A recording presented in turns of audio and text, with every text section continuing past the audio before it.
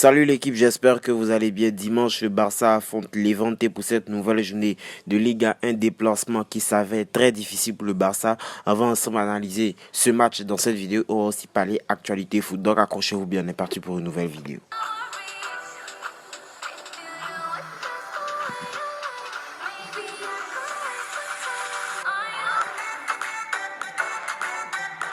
Avant de commencer cette vidéo, si vous êtes nouveau sur la chaîne, n'oubliez pas de vous abonner et de vous abonner à mon Instagram et à mon Twitter. Tout ça est dans la description. Alors d'abord, nous allons commencer cette vidéo avec l'actualité barcelonaise, mais plus précisément les élections présidentielles au Barça avec la nouvelle déclaration qu'a fait Laporta. Laporta a signifié aux joueurs du FC Barcelone et même à un média catalan qui souhaiterait, si les présidents, faire partie Griezmann et Coutinho aussi pour faire venir Erling Haaland. Est-ce un bon choix selon vous? Dites-le moi en commentaire, je ferai une vidéo prochaine là-dessus.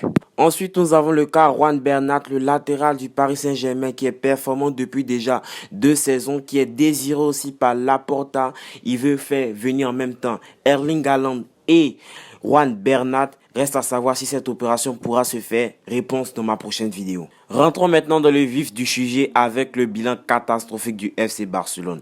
Le FC Barcelone a enregistré sa première défaite en Ligue des Champions et aussi la première défaite depuis 7 ans au Camp Nou. Mais par-dessus le marché, ce qui fait le plus mal, c'est que le Barça finit deuxième de sa poule. Alors, est-ce que le Barça a réalisé une très bonne opération? Selon moi, non. Je vous ferai une vidéo sur les possibles équipes que le Barça pourrait affronter en huitième de finale. Mais aussi en Liga, le Barça réalise un triste bilan puisqu'il reste sur une défaite aussi contre Cadix. Et on sait qu'un déplacement à Levante est une équipe qui est redoutable, qui nous maintient toujours en échec lorsqu'on va jouer chez eux ou qu'on les reçoit. Donc c'est une équipe qui est déjà très difficile à jouer.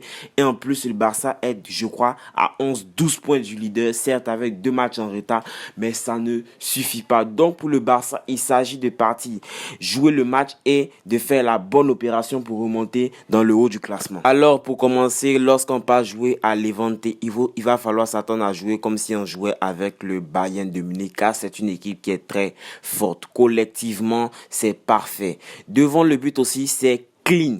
Leur gardien est en pleine forme. C'est une équipe qui sait attaquer quand il le faut, qui défend très bien. Et lorsque le Barça se déplace sur leur pelouse ou que le Barça les reçoit, ça se finit toujours, parfois la plupart du temps, par un échec du Barça, car le Barça n'a pas ce petit truc-là, je sais pas, contre cette équipe de Levante, un peu pareil comme l'équipe du Espagnol Barcelone. Ce sont des équipes comme ça qui sont très difficiles à jouer pour les équipes du FC Barcelone. D'autant plus que le FC Barcelone doit engranger des points pour être en mesure de rattraper le leader du championnat. Donc il va falloir se méfier de cette équipe de Levante et aligner nos meilleurs joueurs pour pouvoir les battre. Alors je tenais aussi à réagir à des performances de certains joueurs qui m'ont énervé contre la Juventus. Tout d'abord, on va commencer par Clément Lenglet qui nous a fait un dégagement idiot, qui a fait une faute de la main et qui n'est même pas capable de contrôler un simple ballon. Ce n'est même pas digne de ce qu'on apprend à un jeune joueur qui joue à l'académie. La charnière centrale, franchement, ce n'est pas le top. Certes, on a Piqué qui est blessé. Piqué, bien sûr, il fait plus d'erreurs que Lenglet, mais là, c'est carrément le bordel. Jordi Alba, il est là depuis 3 saisons. Maintenant, je vois très bien que Jordi Alba ne fout rien dans l'équipe. Pourquoi alors il est aligné pendant chaque match? C'est-à-dire, c'est aussi simple que ça.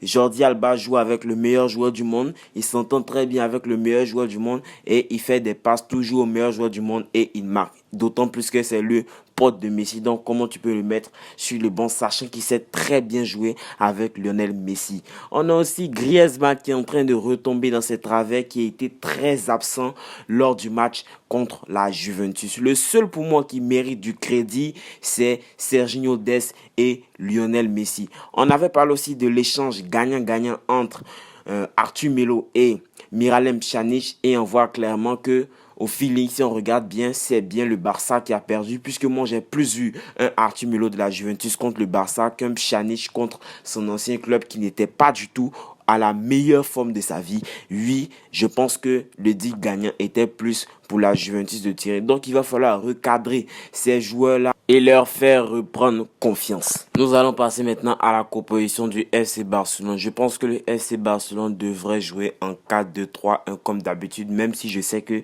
ce système ne marche vraiment pas. En arrière gauche, on aura Jordi Alba. La charnière centrale, je voudrais l'anglais et Mingueza parce que je pense que Mingueza c'est mieux que Araujo. Arrière droit, je dirais Serginho Dest.